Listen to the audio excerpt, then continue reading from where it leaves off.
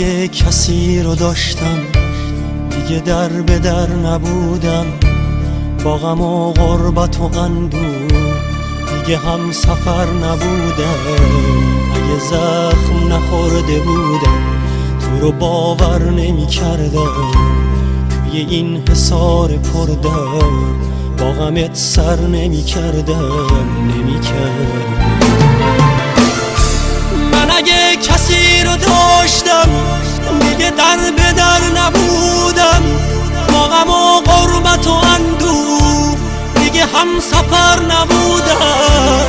اگه زخم نخورده بودم تو رو باور نمی کردم، توی این حصار پردر با غمت سر نمی کردم.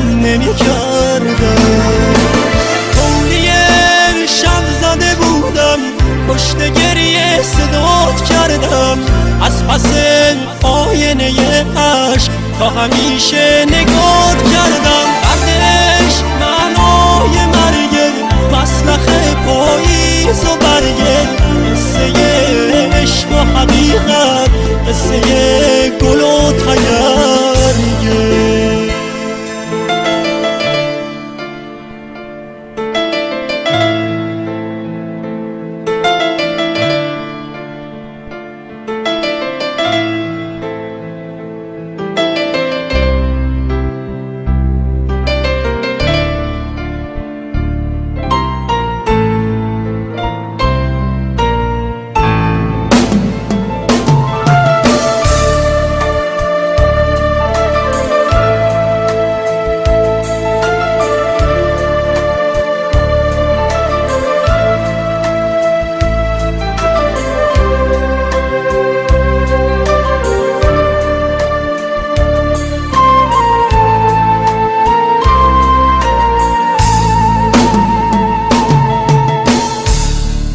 دردم درد تو بود، درد دور از من و ما بود، شکل تنهایی و غربت سرنوشت آدما بود.